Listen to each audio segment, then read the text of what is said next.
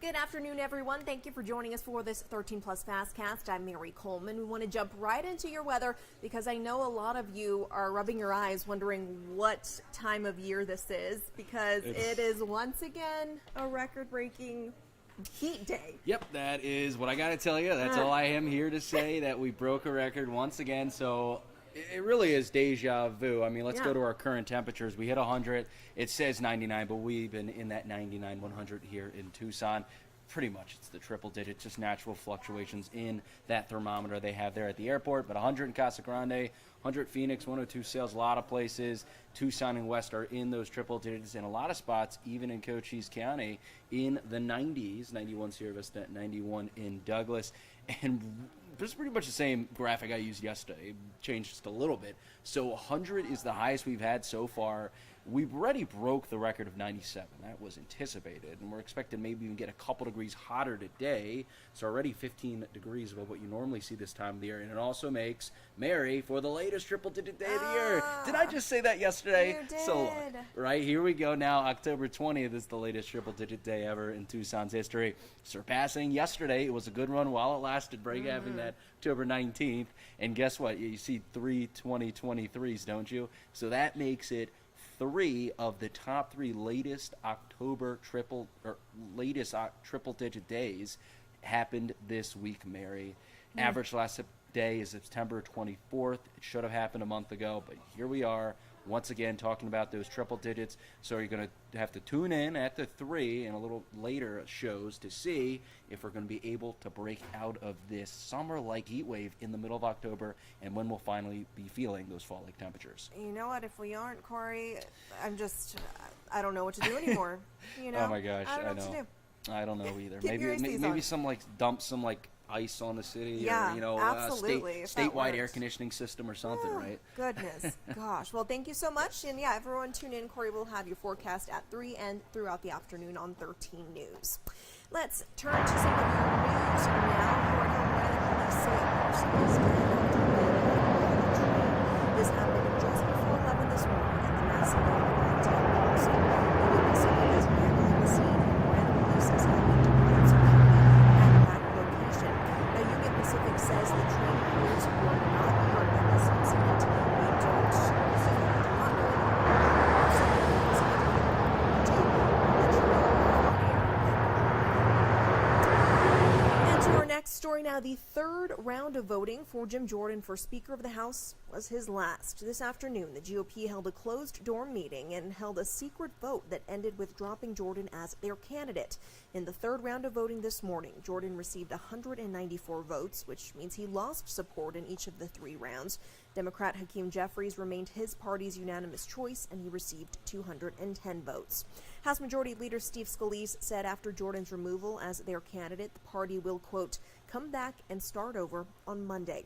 The lack of a speaker means the House can get nothing done. That means there will be no movement on President Biden's funding request for Ukraine and Israel or on legislation to prevent a government shutdown from happening next month. And speaking of tensions in the Middle East, today Hamas announced it released 2 American hostages on humanitarian grounds. We have this story on our website that you are seeing here. The mother and her teenage daughter were held hostage in Gaza since militants rampaged through Israel 2 weeks ago. The pair holds Israeli citizenship as well, and they are the first to be released. As far as we know, more than 200 other hostages are still being held. Well, if these hot temperatures have you thinking about swimming, there's some good news for you because a groundbreaking was held this morning on a new aquatic center in Marana. 13 News reporter Jack Cooper has that story. While the groundbreaking was this morning, I'm told that it's taken about 4 years just to get to this point. Now it should take about 18 more months until the community center is ready, so around the beginning or spring of 2025. That was the scene this morning. Now let's take a look at some of the renderings of what this building's actually going to look like. Some of the highlights of this are going to include a gym that can fit 3 basketball courts or 9 pickleball courts, an indoor track and a fitness room, and there will also be a large community room that can fit 200 people for weddings or get-togethers. And for the kids, there's going to be what's called a teen room, where they will be able to play video games and they'll be able to do their homework or other projects in another room. There will also be a 25-yard pool with 10 lanes and another pool for the kids. This is just going to raise the bar for the quality of life in Marana. It's going to give us a lot of opportunities, a lot of recreation opportunities that we don't currently have because of the lack of space to do things inside during our hot summers or our cold winters. While leaders don't know the full cost of the project just yet, I'm told it's all being funded with a half-cent sales tax that was implemented back in 2021. Now, some of the amenities are going to be free, like the teen room, but some of the other ones may not be free. But leaders still have about 18 months to figure that out. Reporting in Marana, Jack Cooper. Back to you. And another story developing today is the plea deal reached with a former attorney for former President Donald Trump. Kenneth Chesebro agreed to a plea deal in the Georgia election subversion case just as jury selection started. He was one of 19 people charged, including Trump. He pleaded guilty to one felony count of conspiracy to commit filling false documents. He was sentenced to 5 years probation, ordered to pay $5,000 in restitution, and must testify in future trials. Well, before we go this afternoon, we want to go to our website once again where you can see Jenny and Wilhelmina. It's their 100th birthday. These sisters in Ohio, they are twins, of course. They say they've always done everything together, including going to church and helping to raise each other's children.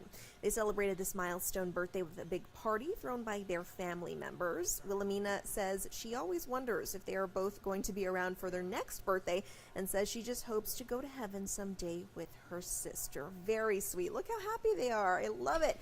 Big happy birthday to them.